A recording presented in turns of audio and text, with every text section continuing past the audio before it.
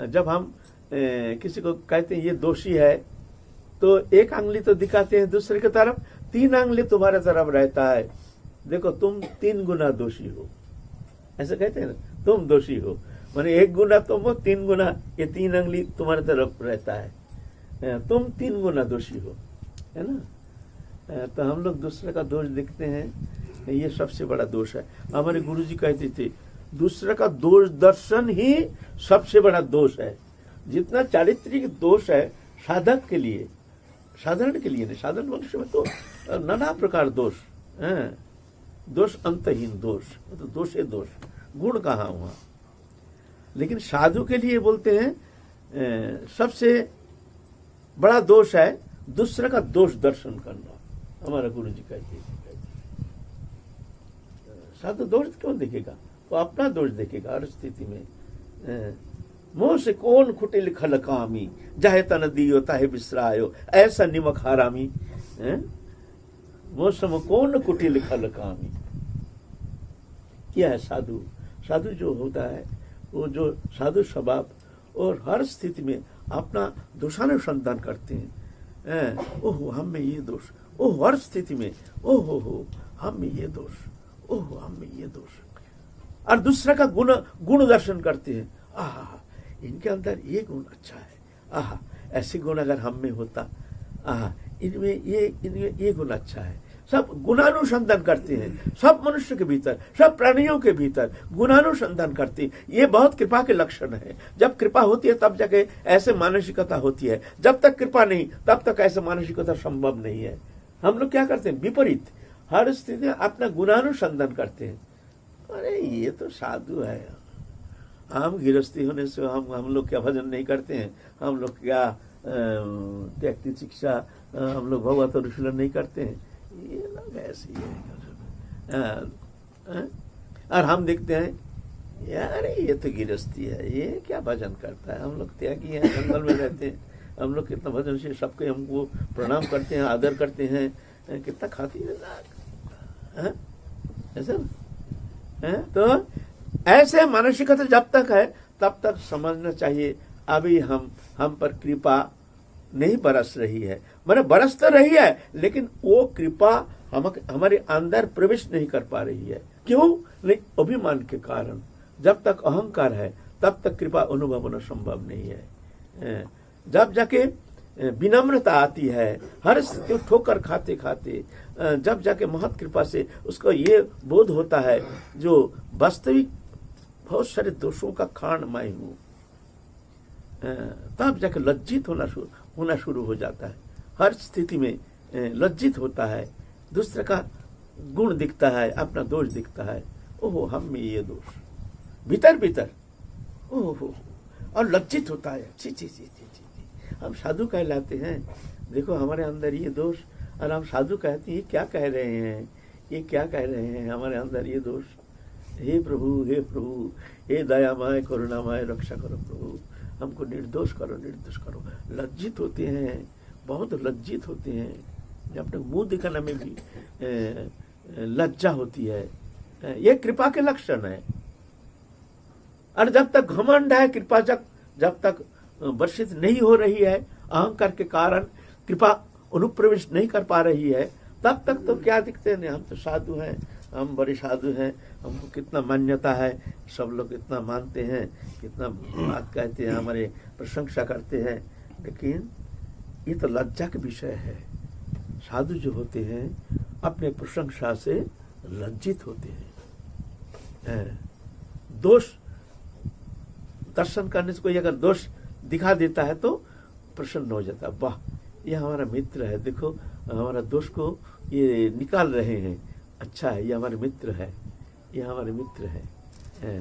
और जो प्रशंसा करता है सोचते ये हमारा अहंकार को बढ़ा रहे हैं, ये हमारा मित्र नहीं है ना। ये विपरीत ये होता है साधु। साधु कौन है? तितिक्षप करुणिक सुहृद सर्वदेहिनाम अजत शत्रु शांता साधव साधु भूषणा। ये गुण जिनमें है वो साधु। अब तुम में है तो तुम साधु। ये गृहस्थी वैरागी का कोई मामला नहीं है, ये अंतःकरण की वृत्ति है। अंतःकरण की ये स्थिति आ गई है तो वो साधु है।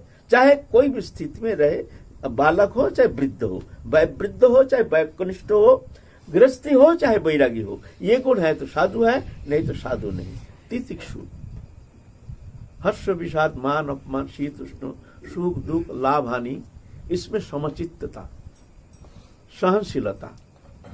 सुख दुख, सुख आने से भी, जागतिक सुख आने से हर्षित नहीं होता है और दुख आने से भी घबराते नहीं है। क्यों? प्रभु की इच्छा।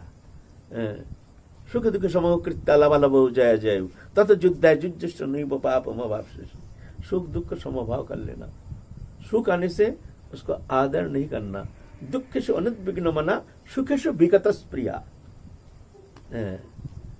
सुख आने से आदर नहीं करता है, सुख आने से घबरा जाता है, ये सुख तो हमारे बंधन का कारण है, दुख तो अच्छा है, हे प्रभु हमको रक्षा करो। सुख आने से, सुख इंद्रिय भोग्य विषय, सुख माने इंद्रिय भोग्य विषय, वो वस्तु प्राप्ति होने से वो भयभीत हो जाता है, जी ये हमको बंधन कर लेगा, हमको फंसा लेगा, प्रभु हमको बचाओ बचाओ बचाओ। दुखेषु अनुद्विग्न मना, उद्वेग नहीं, दुख आने से घबराते नहीं, ये प्रभु की इच्छा। हमको शोधन के लिए प्रभु ऐसे परिस्थिति हमारे सामने ला रहे हैं, ये हमारे लिए मंगलकारी है, इस पे कोई जरूर प्रभु का कोई मंगल कृपा हस्त है इसमें, ऐसे जान करके दुखेषु अनुद्विग्न मना। और सुखेषु, सुख आने से घबराते नहीं है, सुखेषु विगतस् प्रिया। ये सुख, ये क्या सुख है? क्या हमको भगवत प्राप्ति हो रही है, भगवत दर्शन हो रहा है? किस विषय, किस कारण सुख, कौन सा सुख आया है हमारे सामने? भोग्य पदार्थ, ये तो हमारे दुख का कारण है, इसका दुख का नामांतर है, देखने में सुख लगता है, ये तो हमारा पतन का कारण है ना। तो तितिक्षु, सुख दुख हर्ष विषाद मान अपमान, कोई सम्मान करता है तो कोई प्रशंसित हो जाते हैं, अरे बाबा इतना संत हमारी कितना प्रशंसा कर रहे हैं, अरे कितना माला पहना रहे हैं, अरे कितना दंडवत प्रणाम कर रहे हैं। ये परीक्षा के विषय है, साधु को चिंता करना चाहिए, क्या इस स्थिति में तुम हर्षित हो रहे हो, तुमको आनंद हो रहा ना लज्जित हो रहे हो? अगर आनंद है तो समझ लेना तुम्हारे भीतर अहंकार है, ये तुम्हारे पतन का कारण है, ये तुमको मिसगाइड कर रहा, तुमको भजन राज्य से हटा करके तुमको अलग कहीं ले जा रहे हैं, तुम विपदगामी हो रहे हो, सावधान हो जाओ। लेकिन कहाँ परीक्षा, हम उसमें बह रहे हैं, आनंद लगता है, रास्ते में चलते हैं, वाह कितना बड़े महंत संत आ गए हैं, चलने का टेक्निक ही बदल जाता है।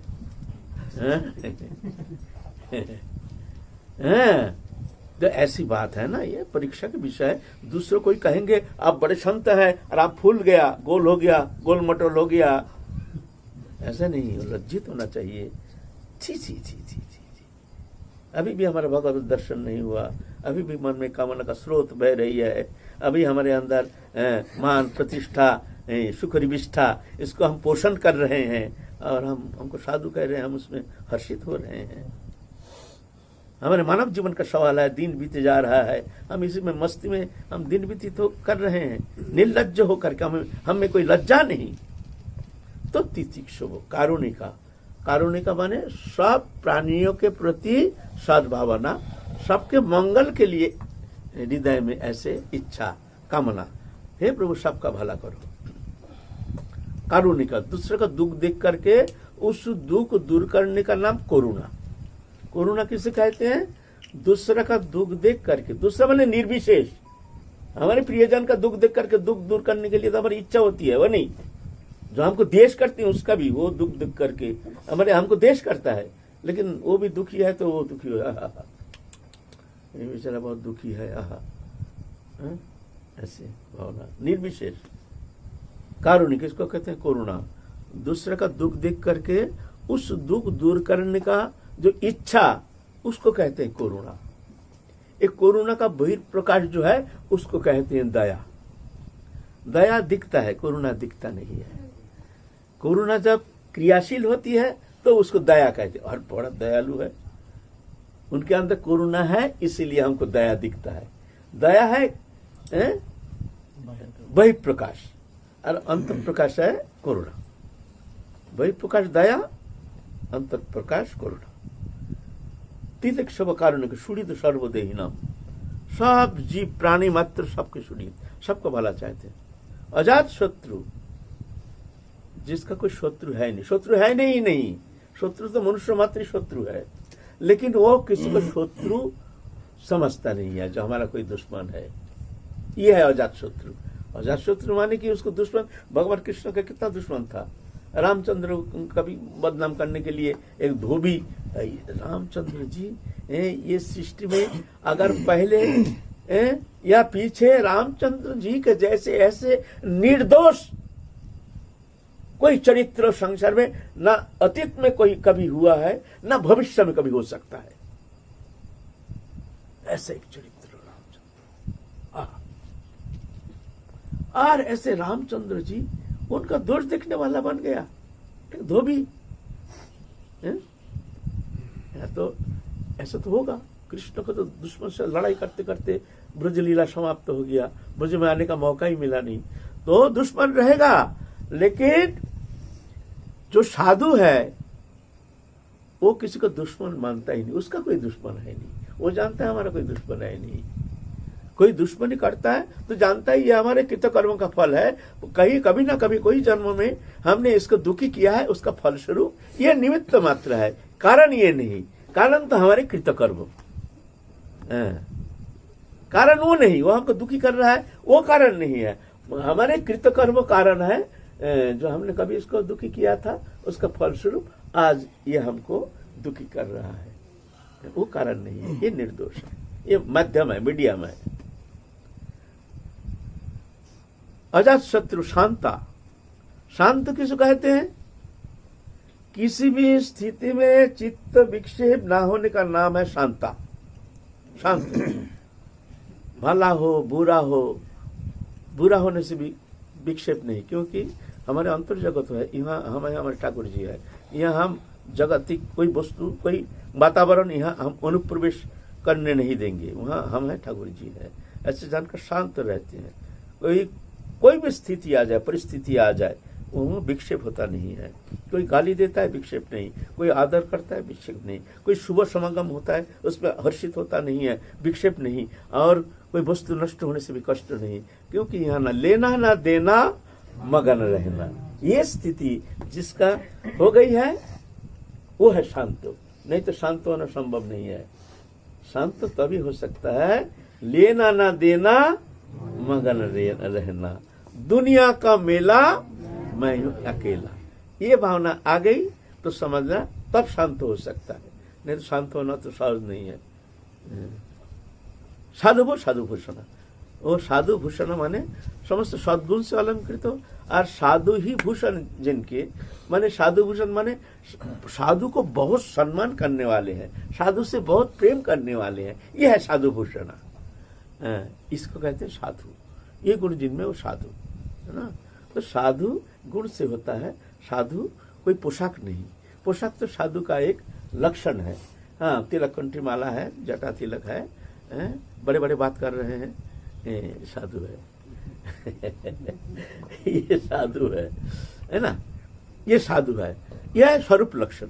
वास्तव में ऐसे नहीं, हम लोग उनके जो गुण है वो गुण होने से साधु होता है। चाहे कोई भी मनुष्य हो सकता है, उनके अंदर ये गुण है तो वो साधु है ना। तो साधु में सद्गुण दिखने में आता है। बाबा जी से कह रहे हैं साधु है ना, इसीलिए सब गुण गुण देखते हैं, और हम तो सब दोष दोष दिखते हैं। जय जय श्री राधे श्याम, निताई गौर हरि।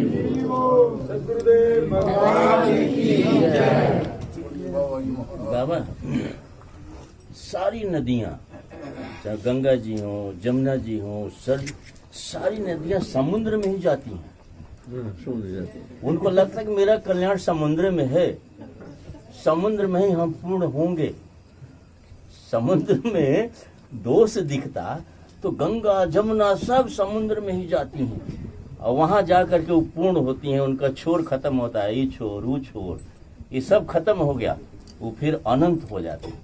ऐसे महापुरुषों के पास ये सारी नदियां उमड़ के आती हैं इस समुद्र में, जिसमें दो दिखता, सब इसलिए आती हैं कि यहाँ हम पूर्ण होंगे। कोई प्रेरणा देता है, कोई प्रेरक है उनको जो खींच के लाता है। बड़े बड़े आते हैं यहाँ आते हैं, वो भी सोचते हैं गंगा जी सरीखे कल्याण कर, वो भी सोचते हैं यहीं हम आगे पूर्ण होंगे। तभी तो आप बुलाते तो है नहीं किसी को, कि सबके अंदर कोई प्रेरक बैठा है जो भेजता है, चलो वहां चलो, वहीं तुम्हारा कल्याण है।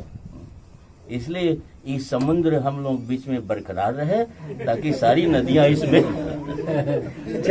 आती रहे